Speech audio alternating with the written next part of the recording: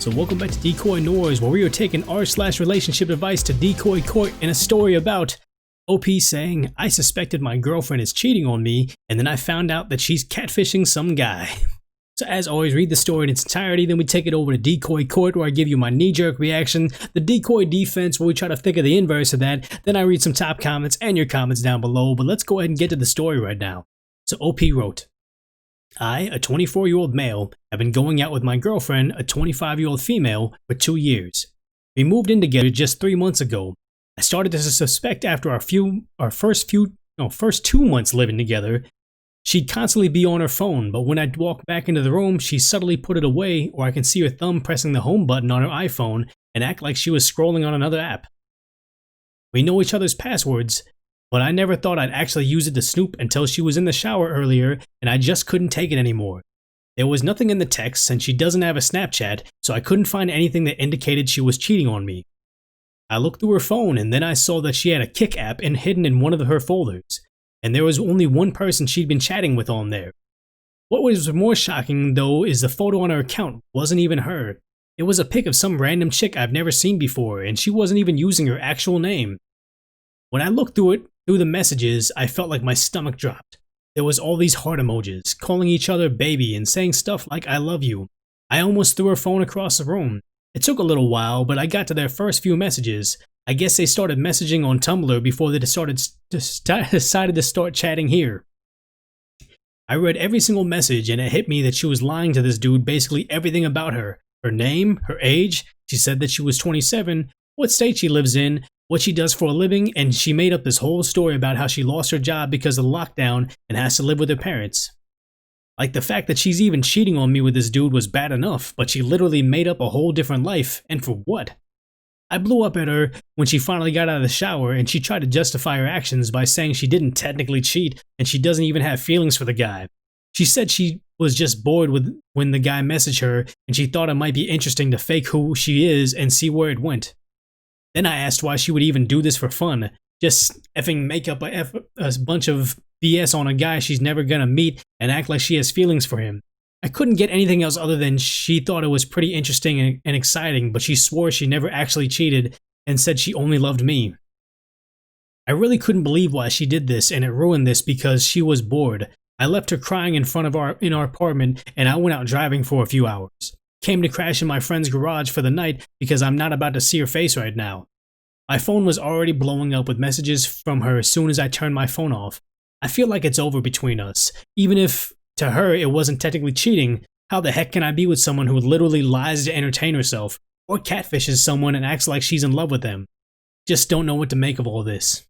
So as always, take the story and take it over to Decoy Court, where I'm just gonna kind of break down what a relationship advice on this situation. And the sad part is, though, I guess he's second guessing himself right now, thinking, yes, she says that she's not cheating, but is it cheating? And he feels like it is. It's like, the sad part is like, okay, so take the whole Kik situation out of it, take the fake image, the whole thing. She's having a relationship with another person. She's telling someone else that they love her, regardless of what images she's using, what age she says she has, what job or whatever it is. She's cheating with that person with somebody else. What's a long-term relationship?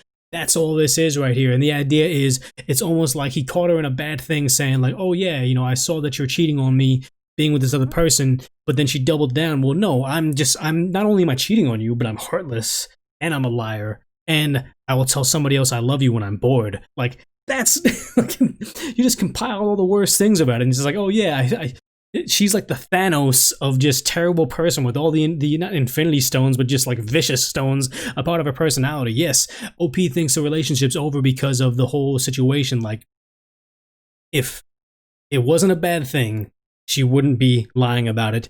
Not necessarily like, you know, lying about the pictures, the name, the age and everything, but lying about the whole having the Kik app inside a folder on that so she can talk to one guy on Tumblr. No, she obviously has feelings for somebody in some capacity, otherwise she wouldn't be doing it. And the sad part is, that's probably an insult to OP, saying, hey, you're bored, so you need some other guy's attention, and now you need to be somebody else. Like, am I that, like, you know, boring to you? Like, that's got to be pretty messed up on OP's behalf. But let's go ahead and say the decoy defense is, you know, maybe they live in a really nice house and neither of them work. Like, you know, in the story on Kick, she says, oh, I lost my job because of the lockdown. And like, you know, they live in a really nice place. All their bills are really expensive. They have nice cars and they have all this whole, like, you know, now they have Netflix and they have Hulu and they have HBO Max and they still have the free trial of Disney Plus. They got all that stuff going on, but neither of them work and he just doesn't understand it. And maybe she's just, you know, catfishing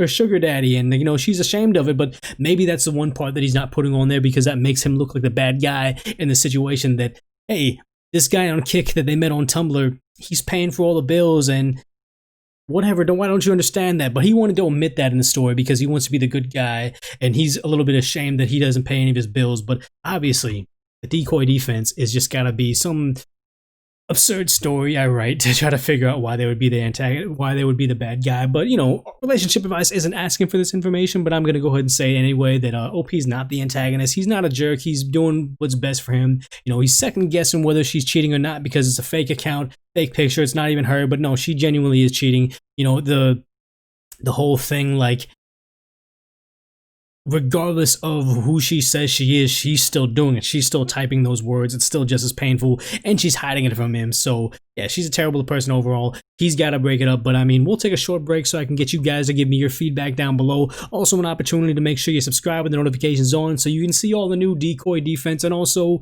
when you give me feedback on the channel, I think it gives you something different on my end to kind of signify, hey, you're a subscriber. So let me know what you guys are thinking. So maybe I'll do more relationship advice because this channel may took a weird turn, or just do pro revenge, nuclear revenge, whatever it may be. But let's go ahead and get to that top comment right now saying, you did right, dude. She's not a very good person to play with someone's feelings like that for fun and wasting his time. That's messed up. To be honest, what she just did would be enough reason for me to break up with her. She could have chosen other ways to entertain herself, yet she chose to flirt and lie to everyone involved. What a mess. And that's the thing, is not only was she flirting and lying to that other dude with the picture, she's flirting and lying, or not flirting and lying, she's just lying to OP with that second thing, the Kick that's hidden deep in a folder on her phone, and, you know, the whole thing where she's pushing the home button to scroll away. It's like, yeah, that's the thing you caught her on. But the one thing I always find it funny that Tim Pool says on this podcast is, you know, if you found a roach in your house and you kill it, you don't think, oh my god, we had one roach. No, it's always like millions of roaches in your walls and everywhere. So if you just happen to find that one app on Kick and the one instance that she was cheating on you, there's gotta be other things, not necessarily cheating, but other lies, other deceits, other things where she's just being a cruel person. That's my thoughts. But let's go ahead and read one more top comment right now saying, if someone says they didn't technically cheat, it's usually not worth it. And the next reply was, exactly, it shows no remorse and all they want to do is downplay their cheating so they can get away with it again. Since as everyone knows, cheaters will always cheat again. And the one thing I would say about people that are like cheaters and, you know, infidelity is, I don't want to say like cheaters are like, oh, it's this terrible person. It's just someone that just has very low impulse control, because as everybody knows, once you get in a relationship or you want to be committed to somebody, it doesn't stop other people from hitting on you. It doesn't stop other people from having crushes on you, for trying to give you their number and just be involved and get to know you more. If anything, sometimes it just makes it happen even more so because you're so aloof and so distant and everything. But the idea is, in order to be loyal and not cheat, you just have to have, you know, control of your emotions, control of, like, you know, your actual, like, you know, what's hardwired in your DNA for like, oh, let's try this out. Let's do this, you know, whether it's new partners or better partner or whatever it may be. You just need to be like, okay, cool, look, this is going to be a short-term thing that I'm going to enjoy, but then I actually respect and love and, you know, cherish my current significant other more than the temporary, you know, fun, flirting, dating, or, you know, intimate situations with somebody random. So it's like, oh yes, I need to control my impulses. I need to be able to say, you know, the long term is more important than the short term. And even if they'll get away with it, no one will ever catch them, and the significant other will never be none the wiser. They respect their significant other. They don't want to be doing the whole cheating, and, you know, maybe they have a moral conscience. Moral conscience? What is the word? I don't know. Maybe they just have a conscience and they don't want to be a jerk to the person they're with, and they want them to treat them. They want to treat their significant other with the way they want to be treated themselves. So the idea is, you know, oh yeah, cheaters will always cheat again. It's like, yeah, that's probably true. The whole like impulse control, they just have none. They do whatever they want, and they do what they want in the moment, and they rationalize later. Oh no, it wasn't cheating, or use a different image. Oh, it wasn't cheating because we were on a break, or it wasn't cheating because, you know, we only did this or something. And it's always this weird rationale to say, hey, I do whatever I feel like it. I want you to be okay with it because I'm going to give you a whole bunch of random different excuses and reasons why. apparently OP's girlfriend or ex-girlfriend at the time just decided to double down and say, oh yeah, I'm a cheater, but I'm also these other terrible things too. Check it out. Is it the situation that it's just like, oh yeah, they two negatives make a positive, and I got like, 28 negatives, so obviously it's a positive now. Like, no, that she had no idea what she's doing. But the idea is, I don't want to say that they're inherently bad people. They're just low impulse people. I don't know how to say it, but I mean, as always, you're kind of doing a different thing with Decoy Court right now. We're judging people that don't want to be judged. They just want advice, and I'm just being a jerk. Let me know in the comments down below if you like this type of content and you want me to do more relationship advice, or you just want me to go back to petty revenge, poor revenge, or just am I the antagonist? But as always, if you made it this far in the video, I appreciate you hanging out with me. If this is the first time you've made it to the end of the video and you see that there's a parade, no. There's confetti and music and all that stuff. Just realize it happens every single time. There's a party at the end of every video, kind of like a pot of gold at the end of every rainbow. Make sure you make it to the end of the video because it's worth it. All right, this is good. Okay, so if anything else, just go ahead and put this on autoplay and watch the next episode of DecoyNoise coming up next.